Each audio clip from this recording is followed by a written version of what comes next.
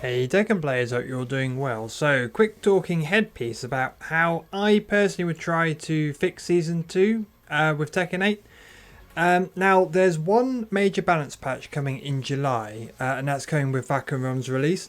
And then that will be it really for the final version of this game for Season 2 for quite a long while due to tournaments and stuff. They don't want to mess around with the balances. So, I'm personally really nervous because if they fail to deliver, honestly, I'm probably not going to invest any more into this game, truth be told. I'll keep playing just as and when, but I won't bother making YouTube content or anything because at that point it's basically become a party game, really, just to be brutally honest. So I don't want to sound all doom and gloom. I'm just being honest, but I'm really hoping the developers step up their game. So just for context, before I share my thoughts, I'll just tell you about where I am and where I'm coming from. Just so you know my sort of skill level and stuff. Now I played very casual Tekken since all the way back since Tekken 2, but I only really started to understand the game better in Tekken 7. And that's why I got my head around the mechanics and the fundamentals of the game. I consider myself to be somewhere in between a kind of serious, casual, and maybe a very early intermediate player. So, kind of what do I mean by that? Well, I have enough knowledge, like matchup knowledge of the most popular characters, but truth be told, Tekken is not my life. I don't spend all day long playing it. I don't spend all long labbing it. I have a normal job. I have a wife and child. I maybe play Tekken 2 to 3 hours per week, like on average. So that's the position I'm coming from. I'm not a pro or high level player, but I'm also not like a really casual player who just wants to fire up the game, press buttons and win. I do sort of know roughly what I'm talking about. In terms of kind of where I am right now, I recently got my main back to Tekken King. Which is more or less where I left off in Season 1 where I got to Tekken Emperor. I'll just put up my stats on the screen now just so you can kind of get an idea of the sort of quote-unquote skill level that we're talking. So I think I represent a fairly large amount of the player base, right? We like this game. We understand it more than like the casual player, but equally we're not gonna become pros anytime soon, right? We just wanna try to get our heads around and have some fun. So with that all in mind, let me explain first of all the changes to the game I would do as a whole. So these are kind of wide, the sort of the mechanics that all the characters hold, and then after that I'm going to talk about specific changes to King that I would make, because if you haven't already worked it out, King is my main. So grab yourself a drink and a snack, put your feet up, and let's talk about it. Okay, so let's first start talking about combos and combo damage. Now, I'm pretty sure I'm not controversial in saying that I think combos are they're too long. That's the major problem. To be honest, I wouldn't even mind. Like, the damage is not even like... Some of the damage is crazy, but because of Grey Health, you can recover it. My issue is just how long they go on for. King doesn't really, have particularly long combos. I mean, the longest you'll get is after you sort of, if you land something like this. Oops. I won't do the whole thing, but you get the idea. There's loads and loads of hits to that combo, and it doesn't even do that much damage. It does like 70-ish. But I just, that now certain characters are worse than others. I think the worst contender, and I'm just talking about the mechanics of the character, I'm not hating the players, but it's Reina. I literally had a match against a Reina player a while ago. I really wish I'd recorded it because I wanted to do an experiment. Every time I got launched with even Electric or Downfall 2, I could literally put my control pad down and wait for like 20 seconds because they just go on for so long. And it's just like, yeah, don't get me wrong, a swag combo is great to do, especially if it looks really stylish and if whoever's doing it, does it super optimal. I respect it. I think it looks great, but I'm just bored. I'm bored watching. So how could we change this? Well, obviously, the kind of like outside just changing the damage of certain launchers to automatically reduce the damage of the combos. I think just take away the 2 aerial tail spins. It's so stupid that a combo can have 1 tornado flip and 2 aerial tail spins. I mean, that's just insane, and then a wall combo on top of that. It's ridiculous. So a bare minimum, cut it down to 1 aerial tailspin only per combo. And I don't even think I'd mind that much, knock it down to even just you either do 1 tornado flip and you can't do an aerial tailspin afterwards, not like that word, but you get my point. Or you can do 1 aerial tailspin and that's it. You can't have both. Because bear in mind, like I said, if you get into the wall, there's a wall combo on top of that. So that would be my suggestion. Now you can argue that I'm being a little bit sort of sneaky at this, because King's combos are just in this game are not that long anyway, and they don't really have there's no combo route where you can realistically put in 2 aerial tailspins anyway. So, and I think that's a good model. I don't think King's combo's gone for too long. They could be changed in other ways, but it's like I said, it's the Dragonoffs, it's the Rainers, it's the Larses of this world. They just it's just too much. It's too long. It's boring, and I just want to shut my brain off every time I get launched. So that's number 1. So the second thing I would do is I would take away all characters that have the ability to get rid of grey health. I think that's a really, really unfair advantage. Either get rid of it altogether, which I think is more fair, or if you're going to keep it in the game, every character should have 1 move where it deletes grey health. Because like you have certain characters, like the worst offenders are basically Nina, where she'll constantly all her plus frames, mash away, knock down, and even if you block all this, your life bar's going down, so your grey health is sort of is going, and then they'll land 1 throw, and boom, all that grey health disappears. And so now you're like, it's ridiculous. So get rid of that. Like I said, I don't think many characters have got it. Nina definitely has. Shaheen, I'm sure there's some others. Possibly Dragonoff, I can't remember. But lose that. Either give everyone the same mechanic or get rid of it. Because, what's the point in having you have chip, but don't worry, it's only grey health if certain characters can just delete your entire grey health bar in one go. It's just stupid. Okay, so that's one thing. Now the big one, heat.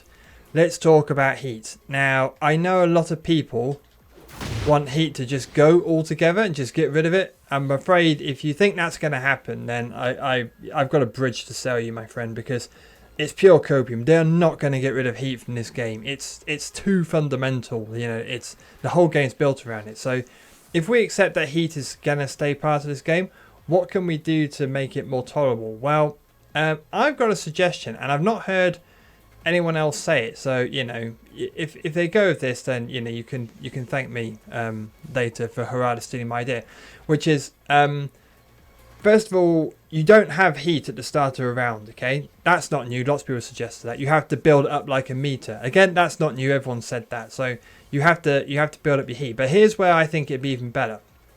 In order to build up heat, the way you earn it, it's not by sort of just mashing while the other person's blocking like grey health. It should be by basically when you do something that's considered to be skillfully defensive. So for example, if you punish something, you should get extra heat compared to, say, if you just landed a random move. So if it's a true punish, that should give you some heat. And the cool thing is like in the new sort of display, we now know when something was a true punish. So this could also count for if you step something. So say you step, and launch, and technically that is a whiff punish if they tried to say jab, you step it and launch them. Or so that's one way. Or another one would be if you score a counter hit, because again, counter hitting is in and of itself like a skill. Don't get me wrong, there's a lot of flow charts that set up counter hits, but the point is that to score a counter hit, you have to either have better timing than your opponent, or you have to have better frame data, or both. So that's how I think you should earn heat. You should earn heat by basically playing the game, right? So you kind of flip on itself, because heat is like super powerful, and it leads to super aggression. But I love the idea of, in order to earn it, you actually have to play smart. Not just have it as got this resource, off we go, and we just, turn our brains off and just do stupid stuff like this, to win the game.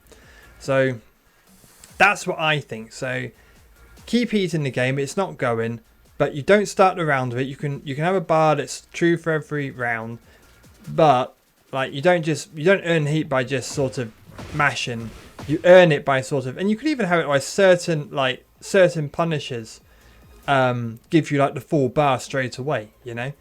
That could be like a character specific thing.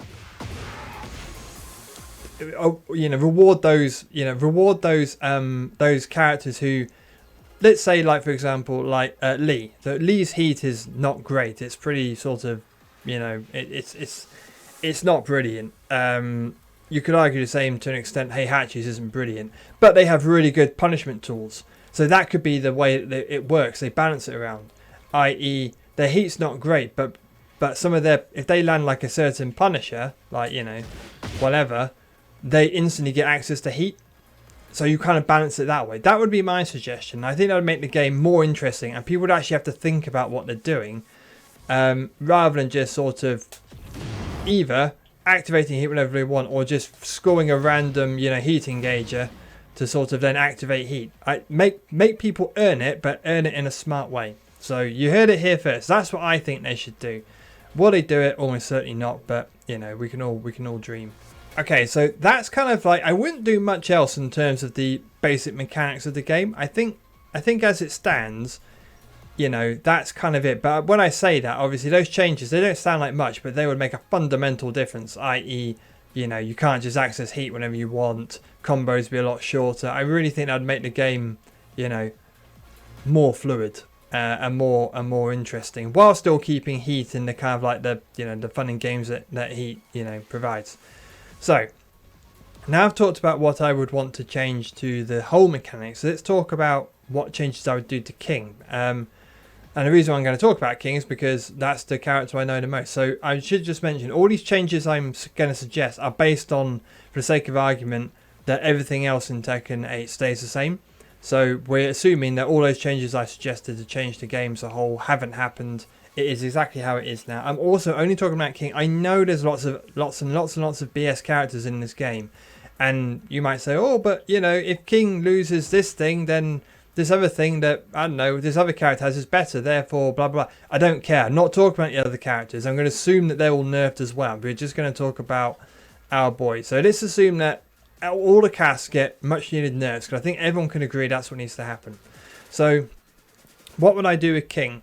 Well, let's just talk very, very brief about the things I would keep and the changes they made so far, which I like. And first and foremost is this. I like how they've done this, because it's no longer as spammable as it was. It feels much more sluggish to use. And yeah. And so I like what they've done. You could maybe make it slightly more fair by making it whereby if you're in this armored state, then you any lows have a counter hit property, like all other power crushers. If you get hit by a low of a counter hit property, it activates. I think that'd be fair. But the reason why I think this is really good and why I want to keep, it's not just because I like it. I mean, there is some bias, but to be honest, the reason why I like it is because it's a very, very unique mechanic that only King has. And, you know, sorry to all you Gigas fans, but, you know, he stole it from Gigas. And in Tekken 7, there was a Gigas like trait. Only he could do it. And I like that because that brings character identity. You know, which is what we want. What we don't want is what's happening, which is all the new characters just merge into the same thing, where they're basically all stance rush down, you know, 50-50 forced. It's boring. This is more interesting because this is a very unique thing where, okay, in a matchup where like someone like Dragunov has like a really powerful like approach tool, you know, or Brian, like you've got something to kind of counteract that, and you can be like, all right, you're gonna try and work around this then. And it's also kind of, it plays into more of a defensive sort of thing. And it's compensated. The reason why it's got it is because King's backdash is so useless. So, you know, so I like that. It's a specific mechanic for a character that's interesting. And it stops them all from all the characters being the same. So definitely keep that. Don't change it. It's fine. In terms of other things I keep, I think not including heat, and a few other things that I'll mention.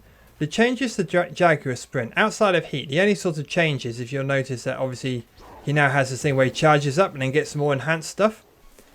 I think that's fine. And the reason why I think it's fine is because it actually, in some ways, I think it's weaker than it used to be. If you remember in Season 1, this would lead to a knockdown into a guaranteed people's elbow into this. It was way stronger. It's now kind of rubbish. So it's like if the king is like running at you, it's not that scary to duck unless they charge it up. So that kind of makes some more sort of mind games, which I kind of like that, because like these this option is now nowhere near as strong as it used to be. So now it's a bit of a more interesting sort of mind game of is the king gonna keep running at me? Do I try to interrupt him? Or do I sort of just duck and take this hit, which is not that bad compared to what it used to be. So I would sort of keep that. Now there's some changes to heat which I'll get to, but I think generally speaking this is fine. This is a long time to activate. I mean, if you look, how long are you holding that? Like, especially in this game, how many people are just going to instantly jab you out of it or do something like this or whatever? So that's fine. Keep that as it is. So those are kind of like, those are sort of the things that I would keep the same. So now let's talk about the things I want to change. So first of all, I'm going to talk about the sort of the non-heat stuff. And let's talk about the most famous sort of thing that King is accused of being broken for, which is confirming down forward 2. So personally, I think this is too strong. I've said this in other videos. I said this before Season 2 came out. I was flabbergasted that it was still in the game. This is how I think they should. This is how I think they should balance it. Keep it in. Keep this exactly the same as it is now, except scale the damage. So, for example, if you land this, oops, hang on.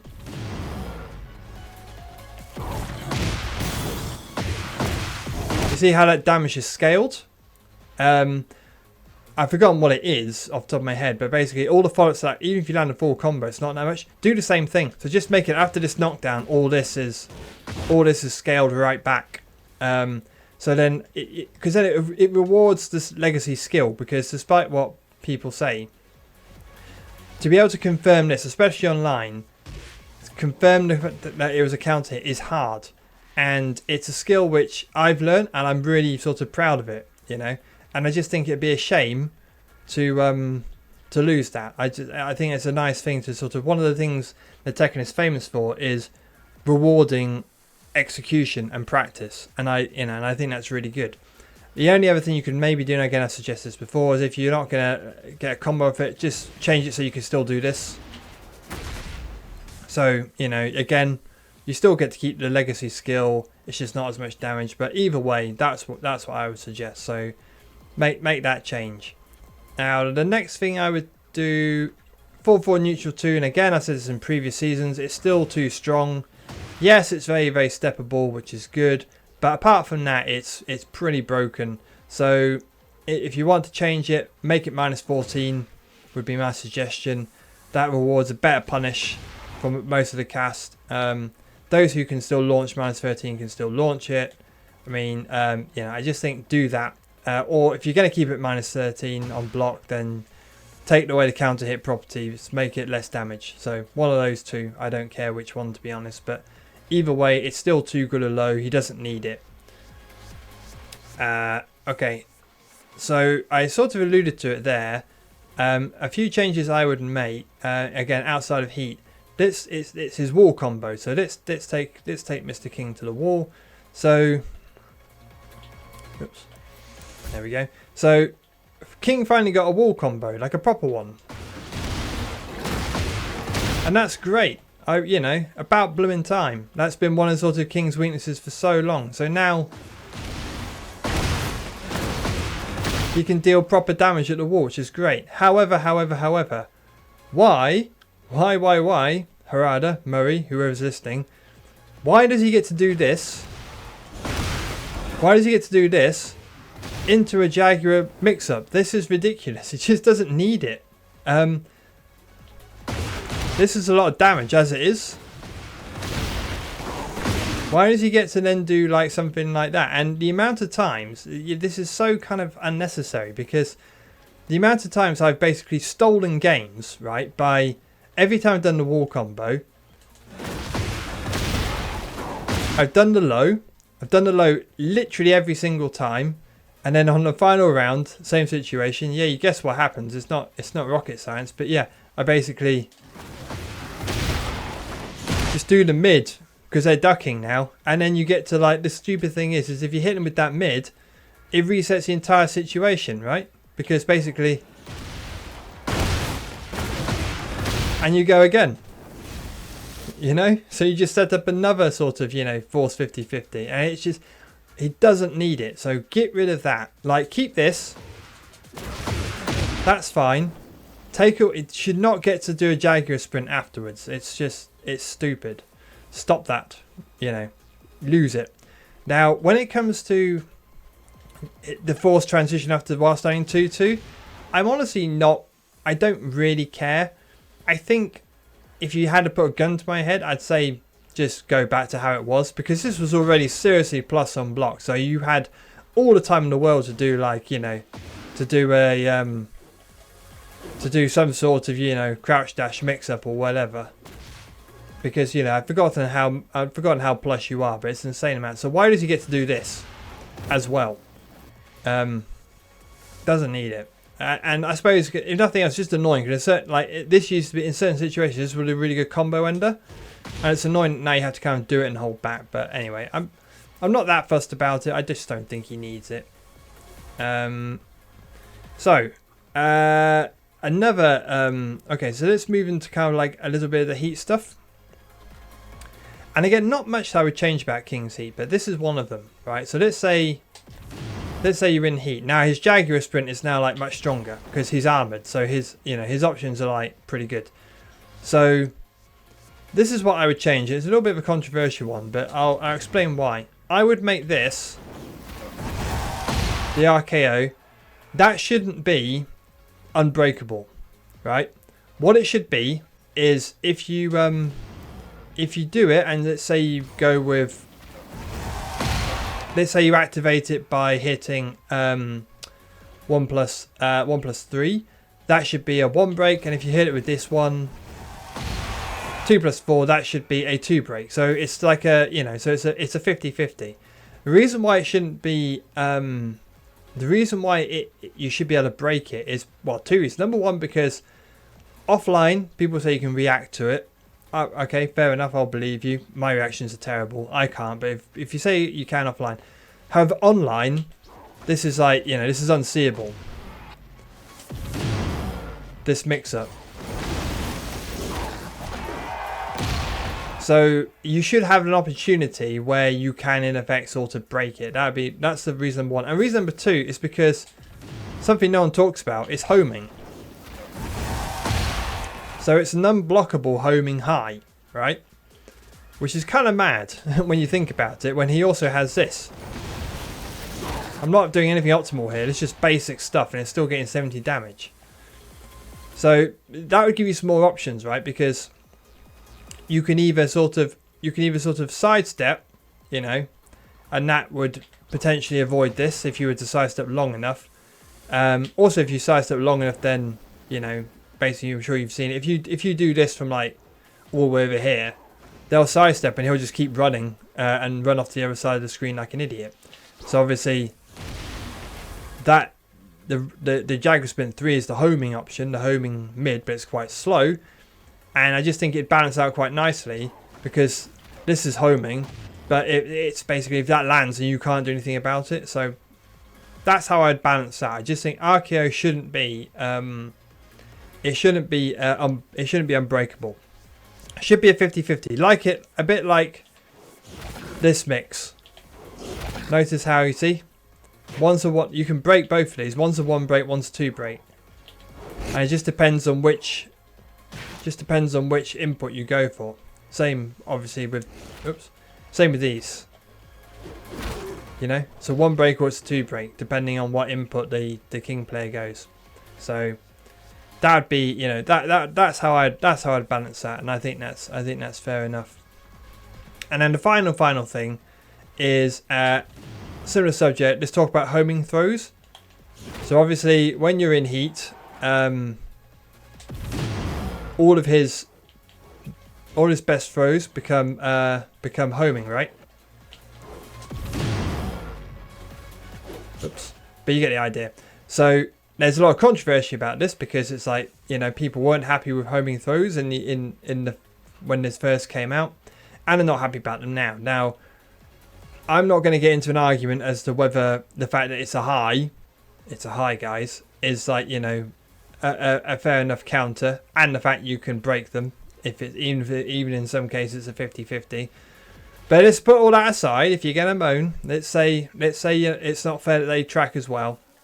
Simple solution: blue spark throws should be homing. Normal ones should not, regardless of if you're in heat. So if you're in heat, your throws aren't automatically homing. But if you do blue sparks, they should be homing. Why?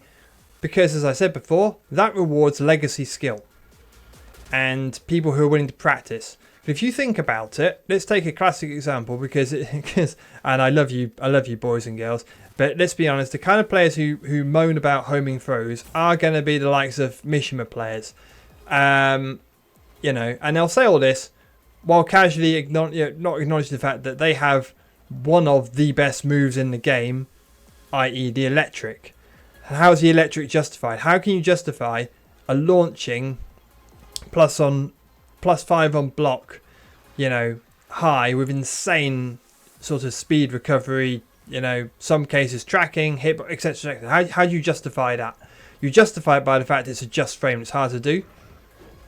You know, that's how they justify it. Say, yeah, but it's locked behind the execution. If you took a bot and you gave the bot to Kazuya, or let's say even more straightforward, you take a human being and you give them macros, be able to always do just frame perfect electrics, it'd be broken, right? It's a broken move.